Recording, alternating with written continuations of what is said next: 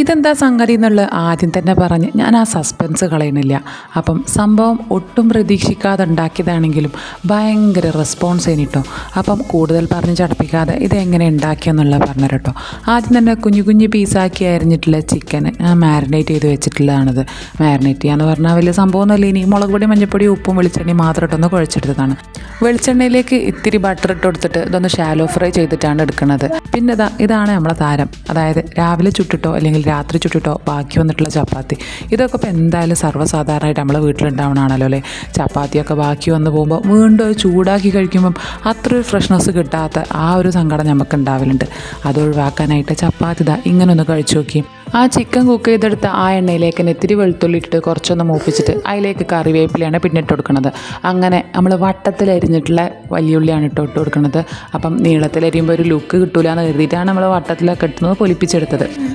അങ്ങനെ ഉള്ളിയൊക്കെ അവിടെ കിടന്ന് വാടുന്ന സമയം കൊണ്ട് നമുക്ക് ചപ്പാത്തിൻ്റെ ചായ ഒന്ന് മാറ്റിയാലോ. അപ്പം നമുക്ക് എണ്ണല്ലേ 1 2 3.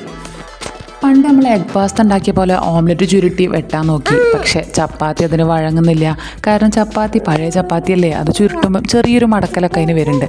അപ്പം നീളത്തിൽ തന്നെ കത്തിക്കൊണ്ട് വെട്ടിയിട്ട് ഇതിനൊന്ന് നൂല് പോലെ ആക്കിയെടുത്ത്. ഞാനിങ്ങനെ പറയണ അനുസരിച്ചേ എൻ്റെ കൂടെ വേറൊരാൾ പറയുന്നുണ്ട്, നമ്മളെ എസമോള്, നിങ്ങൾ കേൾക്കുന്നുണ്ടാവുമല്ലോ അല്ലേ.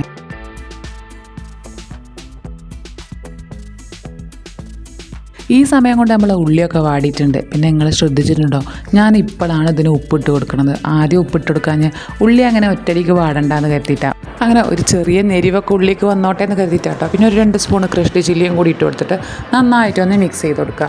ഇതിലേക്ക് എന്തൊക്കെ ഇടണം എന്നുള്ളത് ഇത് ഞാൻ സത്യം പറഞ്ഞാൽ ഇത് കുക്ക് ചെയ്യുന്ന സമയത്താട്ടോ ഞാൻ ആലോചിച്ചുണ്ടാക്കണം. എന്തെങ്കിലുമൊക്കെ ആക്കാമെന്ന് കരുതിയിട്ടാണ് ചെയ്തത്.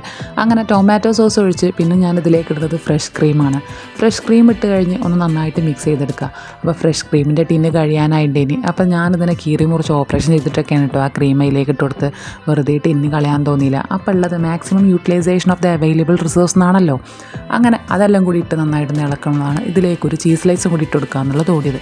അങ്ങനെ ചീസ് സ്ലൈസ് ഇട്ട് എല്ലാം നല്ല മിക്സ് ആക്കിയപ്പോഴാണ് നമ്മൾ നേരത്തെ പൊരിച്ച് വെച്ച ചിക്കൻ ഉണ്ടല്ലോ അതും ഇതിലേക്ക് തട്ടിയിട്ട് നല്ലോണം അങ്ങോട്ട് ഇളക്കി കൊടുത്തു. ഇനി കട്ട് ചെയ്ത് വെച്ചിട്ടുള്ള ചപ്പാത്തി കൂടി ഇതിലേക്ക് ഇട്ട് കൊടുത്തിട്ട് ഒന്ന് മിക്സ് ചെയ്ത് കൊടുക്കുക. ഈ സമയത്ത് മിക്സ് ചെയ്യുമ്പോൾ എല്ലാം കൂടി ഇങ്ങോട്ട് മിക്സ് ചെയ്ത് പരുവാക്കിയിട്ടൊരു മാവ് രൂപത്തിലാക്കി എടുക്കരുത് കേട്ടോ. ഒരു മയത്തിലൊക്കെ വേണം ഇളക്കിയെടുക്കാനായിട്ട്. അങ്ങനെ ഇന്നത്തോടല്ലേ എന്നുള്ള രീതിയിലൊക്കെ ഇളക്കിയതാ ഈ ഒരു പരുവാക്കിയിട്ടുണ്ട്. ഇപ്പം നമുക്ക് സെർവ് ചെയ്യാൻ പാകത്തിനായിട്ടുണ്ട് കേട്ടോ. മേലെ കുറച്ച് മല്ലിയിലൊക്കെ ഒന്ന് വിതറി ഒന്ന് മൊഞ്ച് കൂട്ടിയതാണിത്. അപ്പം സംഭവം കാണാൻ ലുക്കുണ്ടോ ഇല്ല എന്നുള്ള എനിക്കറിയില്ല, നിങ്ങൾ പറഞ്ഞിട്ട്. പക്ഷേ കഴിക്കാനുണ്ടല്ലോ 100% ഗ്യാരണ്ടി ഞാൻ പറയാം. അടിപൊളി അടാറ് ടേസ്റ്റ് ഇനി. ഇപ്പം തോന്നുന്നു ഇതിലേക്ക് കുറച്ച് മൊസറല്ല ചീസും കൂടി ഇട്ട് കൊടുക്കാനും. ഏതായാലും ഓവറാക്കി ചളാക്കണ്ടല്ലോ.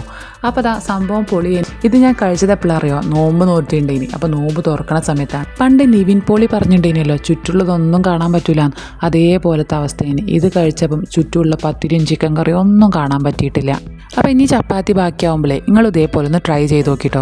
പിന്നെ നിങ്ങളെ ഫീഡ്ബാക്ക് കമൻറ്റിലൂടെ അറിയിക്കാൻ മറക്കരുതേ.